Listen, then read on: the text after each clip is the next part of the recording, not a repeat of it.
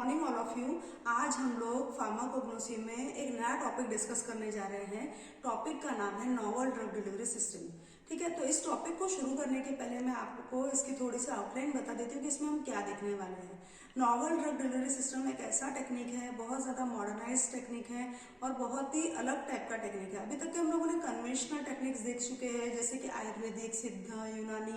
उसके बाद में हमारा कन्वेंशनल में हम लोगों ने फिर एलोपैथिक में टैबलेट, कैप्सूल्स और बाकी भी चीज़ें हम पढ़ चुके हैं। अभी तक के लोअर क्लासेस में हम अच्छे से पढ़ चुके हैं। लेकिन नोवेल ड्रग डिलीवरी सिस्टम ये बहुत ही अलग टाइप का सिस्टम है। इसमें क्या है अलग वो मैं आपको बताऊंगी। अभी तक के कैसे होता था, जैसे आयुर्वेद में हम फॉर एग्जांपल रॉवल्फिया का एक एग्जांपल डिस्कस करना चाहूंगी आपके साथ में। रॉवल्फिया एक ऐसी रूट है जिसको एंटी हाइपरटेंसिव एक्शन के लिए यूज किया जाता है। एंटी हाइपरटेंसिव मतलब कि बीपी को कम करने वाला, मतलब नॉर्मलाइज करने वाला। तो उसमें होल रूट का इस्तेमाल किया जाता था। पर अभी नई techniques novel drug delivery system के जरिए क्या किया जा रहा है कि उस एक्टिविटी के लिए, एंटी हाइपरटेंसिव एक्टिविटी के लिए जो मॉलिक्यूल है, रिजर्पिन नाम का एक मॉलिक्यूल है, एक्टिव हर्बल फाइटोकेमिकल है, ये रॉवल्फिया में पाया जाता है। सिर्फ उसको ही आइसोलेट करना है और सिर्फ उसको ही देना है ताकि वो टारगेट साइट पे जाए और अपने एक्शन दिखाए। तो ये जो सिस्टम है जिसमें सिर्फ और सिर्फ सिंगल थेरापेटिकली एक्टिव कॉन्स्टिट्यूएंट को हम आइसोलेट करते हैं। आइसोलेट करने के बाद उसका फाइटोसोम या लिपोसोम जैसा फॉर्मुलेशन बनाते हैं और उसको फिर एडमिनिस्टर करते हैं और थेरापेटिक एक्टिविटी हमको मिलती है। This is known as novel drug delivery system. ठीक है, तो इसको ही अभी समझ लेते हैं हमारे टॉपिक में। तो मैंने ऐसा लिखा है, सबसे पहली स्टेप क्या है, to isolate the herbal phytoconstituent. Herbal phytoconstituents को हमको आइसोलेट करना है सिंगल कॉन्स्टिट्यूएंट को, विच इज थेरापेटिकली एक्टिव, जिसका थेरापेटिकली एक्टिव होना बहुत जरूरी है। ऑब्वियसली उसमें फार्माकोलॉजिकल एक्शन रहेगा तभी आप उसको यूज करेंगे। एग्जाम्पल यहाँ पे मैंने रिजर्पिन का लिया है, रॉवल्फिया में पाया जाता है, रॉवल्फिया रूट है, तो हमको रूट में से रिजर्पिन को आइसोलेट करना है। वो आइसोलेशन की टेक्निक है उसकी अलग से। नाउ आइसोलेटेड एक्टिव कॉन्स्टिट्यूएंट, उसको हमको चेक करना है कि अब इस सिंगल कॉन्स्टिट्यूएंट में वो एक्टिविटी है या नहीं, तो उसको फिर इन विट्रो स्टडीज की जाती है। इन विट्रो स्टडी करने के लिए माइस, रैट्स, जो भी है स्मॉल एनिमल्स है, इसका इस्तेमाल किया जाता है लैब के पर्पस पे। ठीक है, नाउ बट इट सीम्स हमने यहाँ पर तो रिजल्ट मिल गए, माइस में, रैट में एंटी हाइपरटेंसिव के रिजल्ट्स तो हमको मिल गए, लेकिन जब ये रिजल्ट्स हम लोगों ने एनिमल्स पे या ह्यूमन बींग्स पे चेक किया तो हमको रिजल्ट नहीं मिला।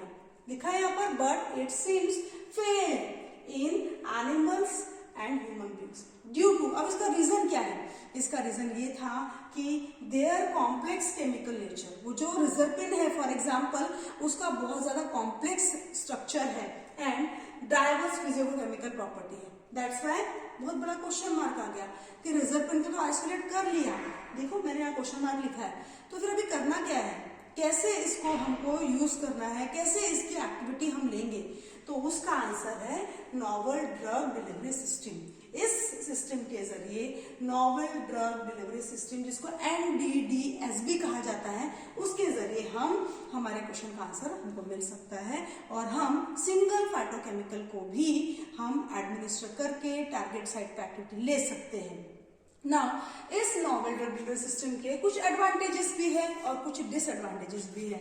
एडवांटेजेस में जैसे कि सबसे पहला बायोअवेलेबिलिटी हम बढ़ा सकते हैं। बायोअवेलेबिलिटी का मतलब कि सिस्टम में वो ड्रग बहुत जल्दी अवेलेबल हो जाएगी, ब्लड में वो जल्दी आ जाएगा, जल्दी डिस्ट्रीब्यूट हो जाएगा, जल्दी एब्जॉर्ब हो जाएगा, जल्दी उसकी एक्शन मिलने लगेगी।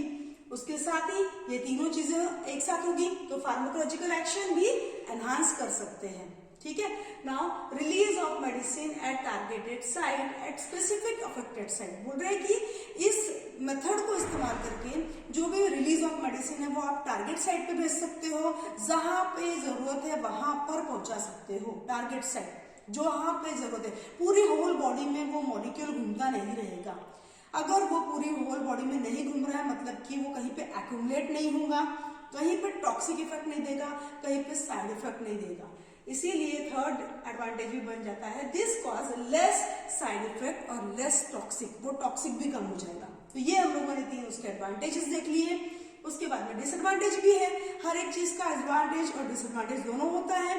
तो एनडीडीएस का डिसएडवांटेज में सबसे पहला पॉइंट हम देखने जा रहे हैं, इसके लिए इंडस्ट्रियल स्केल पे नो मॉडर्नाइजेशन। हमारे इंडिया में खुद अभी इतने ज्यादा इंडस्ट्रीज मॉडर्नाइज नहीं हुई है कि ये सब कॉमनली हम परफॉर्म कर सके, ये एक्टिविटीज, ये फॉर्मुलेशन वहां पे बना सके।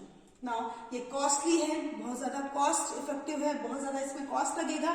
थर्ड है अनअफोर्डेबिलिटी ऑफ मेडिसिन। अनअफोर्डेबिलिटी मतलब हर एक तबके का इंसान या ह्यूमन बीइंग इसको अफोर्ड नहीं कर सकता है, अनअफोर्डेबल है ये, ठीक है ना। उनके पॉकेट में इतना मतलब मनी भी होना चाहिए कि इतनी लॉन्ग लास्टिंग और इतनी ज्यादा मतलब कॉस्टली चीजों को अफोर्ड कर पाए। नाउ थर्ड है results are only at lab scale. कई बार देखा जा रहा है कि लैब्स में तो स्केल रिजल्ट्स बहुत अच्छे आ रहे हैं, पर लैब स्केल पे जब उसको हम कन्वर्ट करने जा रहे हैं तब वहां पर रिजल्ट नहीं आ रहे हैं, तो ये उसका एक डिसएडवांटेज बन गया।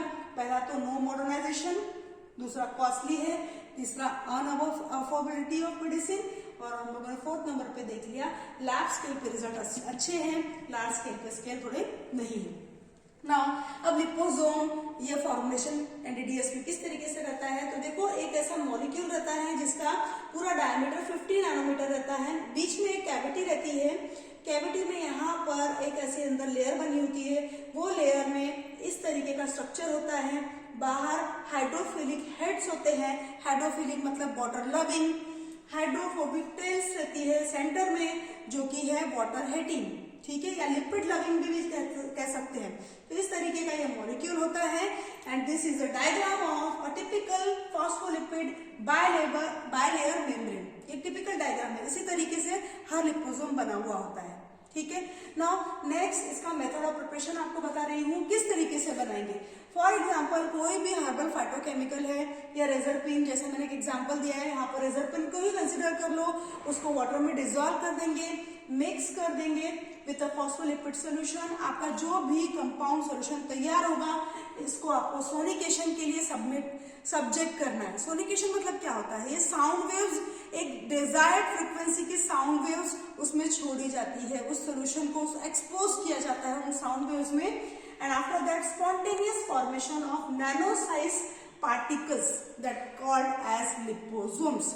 वो साउंड वेव्स के जरिए से ऑयल एंड वाटर मिक्स हो जाते हैं and that will be form liposomes. Liposomes का फॉर्म हो गया। Now this liposomes are finally separated और कलेक्टेड वाया डायलिसिस। डायलिसिस ये एक अनदर कॉस्टली प्रोसीजर है जिसमें से लिपोसोम मॉलिक्यूल उस एक्वस फेज से सेपरेट आउट किए जाएंगे एंड सेपरेटली कलेक्ट किए जाएंगे। ये हुआ उसका मेथड ऑफ प्रिपरेशन। लिपोसोम ऐसे बनाए जाते हैं। इसके दो एग्जांपल्स आपको याद रखना है, अभी तक के क्लिनिकल ट्रायल में चल रहे हैं। विनोरेल्बिन लिपोसोम, ये एक अल्कलॉइड है, आईवी मतलब इसका इंट्रावेनस तैयार किया गया है, एंटी कैंसर एक्टिविटी के लिए इसको दिया जा रहा है, जो अंडर क्लिनिकल ट्रायल्स अभी है। सिमिलरली विनक्रिस्टिन, आपने विंका पैराविंकल सुना होगा, हम लोगों ने कई बार पढ़ा भी है, एंटी ट्यूमर ड्रग है वो, तो उसमें से विनक्रिस्टिन को आइसोलेट किया गया, उसका लिपोसोम बनाया गया, वो एक अल्कलॉइड है और उसका भी इंट्रावेनस इन्फ्यूजन या आईवी इन्फ्यूजन या इंजेक्शन के तौर पर उसको एंटी कैंसर एक्टिविटी के लिए टारगेटेड साइट पे दिया जा रहा है। ये अंडर क्लिनिकल ट्रायल है। तो इस तरीके से एनडीडीएस या नोवेल ड्रग डिलीवरी सिस्टम को इस्तेमाल करके हम न्यू टेक्निक्स के जरिए टारगेटेड साइट पे, स्पेसिफिक अफेक्टेड साइट पर थेरापेटिक एक्टिव रिस्पॉन्स या एक्टिविटी चेक कर सकते हैं। हम लोगों ने ये देख लिया है। Thank you.